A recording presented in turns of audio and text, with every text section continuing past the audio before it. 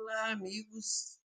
Estamos agora no capítulo 15 do livro Nosso Lar, que é a visitação materna, né?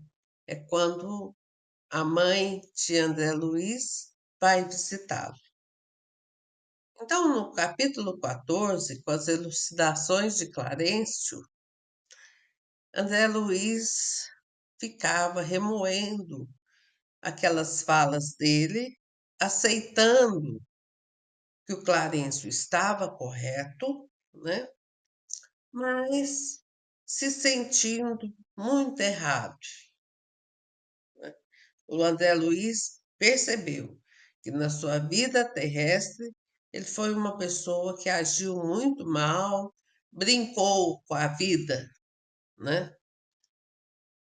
E ele estava naquela autopiedade que até para a gente não faz bem, né?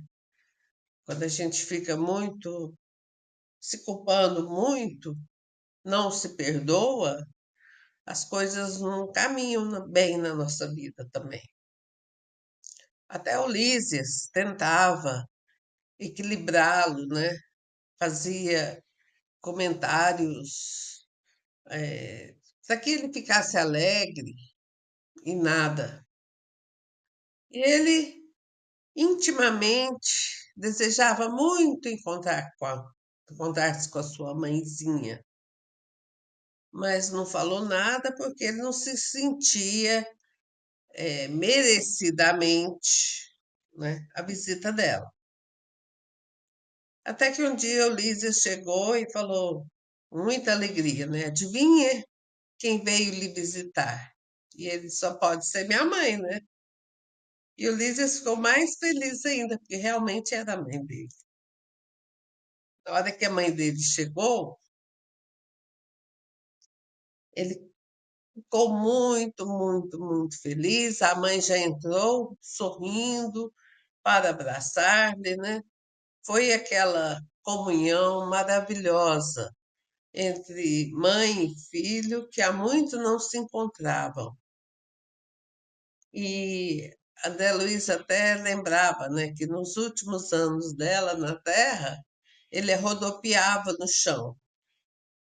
Então agora era ela, né, que estava cuidando dele porque ele estava enfraquecido. E ela o levou a um catre, é que chama isso? Pôs ele num local lá para conversar, tipo um sofazão, Ivan. um divã, e sentou-se, ele sentou-se ao lado dela, com a cabeça no colo, e começou, né, a reclamar da vida terrena, das coisas que ele fez errado, do quanto que ele se sentia pequeno, etc, etc, etc. Naquela lamentação que filho gosta de fazer para mães, né? Quando a gente encontra, a gente costuma falar só as coisas que nos fizeram mal, o que a gente fez mal, o que deu errado. E a mãe ouviu,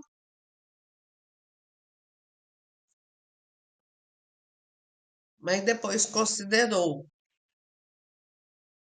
E ela não podia, não estava ali somente para ouvir lamentações, que aquilo desequilibrava ele, enfraquecia ele, né? E ela queria ter boas resoluções, que ele tivesse novos pensamentos, novas intenções. Porque o que na Terra, quando a mãe passa a cabeça no filho que está errado, ela está criando um monstrinho, né? Ou uma pessoa de má índole. Lógico que no plano espiritual, se a mãe faz o mesmo, age com o mesmo propósito, ela está continuando a vida de um espírito perturbado. Uma mãe amorosa não pode querer que seu filho seja perturbado, né? Quer um filho que seja um trabalhador, que seja, que se auto-perdoe e que faça diferença na vida das outras pessoas. Ilza? Uma lição que ela dá é que, naquela condição que eles estavam, eles não poderiam perder tempo com lamentações. Eles tinham que entender que estava lá pelo Senhor, né? Então, tudo que era para ser executado, feito, era para o futuro, né? E aquele momento era especial, que ele tinha conseguido esse encontro e que tinha, né, algo mais, né? Então eles não poderiam perder tempo com sentimentalismo, né? Por mais que ali como mãe e filho, um tá sempre tentando consolar, né? Uhum, Então eles estavam num plano espiritual, então já não poderia agir como se fosse encarnados. isso mesmo. Então, gente, Deus é muito bom para a gente.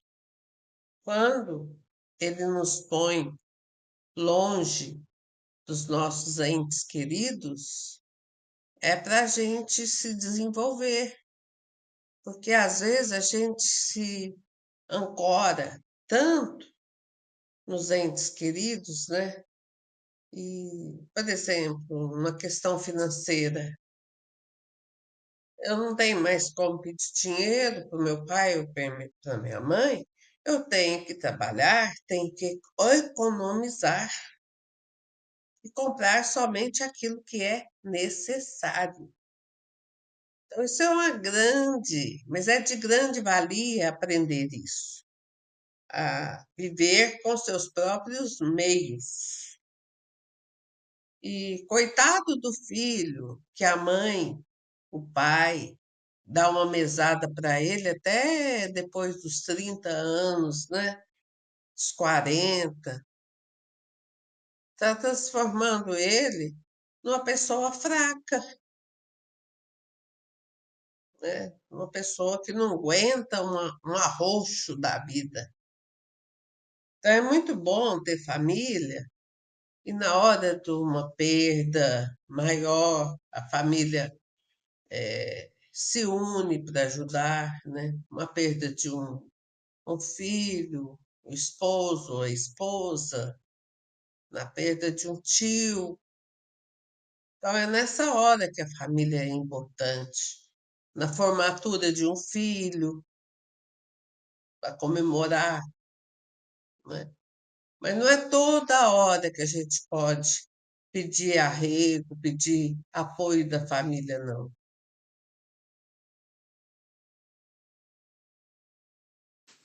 O trabalho tem que ser junto, né? Tem que ter mesmo trabalhando num foco. Então, assim, a família tem que se trabalhar de forma que vão ter sucessores, né? Não herdeiros. Uhum, isso mesmo. Então, quando a gente vê empresas fechando, muitas empresas fechando, né? Aquelas que desde criança a gente viu aberta, parecia que era uma potência, e de repente ela some do mar. Por quê? Criou-se filhos herdeiros, não filhos sucessores. Não ensinou os filhos a gostar de pescar. Criou os filhos gostando do dinheiro que a pescaria rende, né?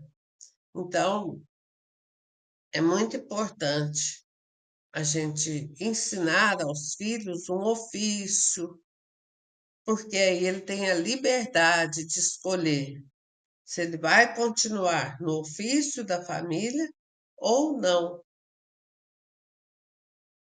Ele pode ter a liberdade também não querer. Então, gente, essa lição eu achei ela de grande valia, porque repensa até a nossa prática de pai e mãe, né, de tio, tia, o que é que a gente tem feito para incentivar o crescimento, né, dos nossos filhos, sobrinhos, conhecidos. A gente está agindo de maneira correta ou de maneira permissiva? Vale essa reflexão, né? Então, gratidão para quem ouviu até aqui o nosso comentário e se gostou, curta, compartilhe, comente. Fiquem na paz de Deus. Isso mesmo. Todos nós na paz de Deus. Que assim seja. Que assim seja.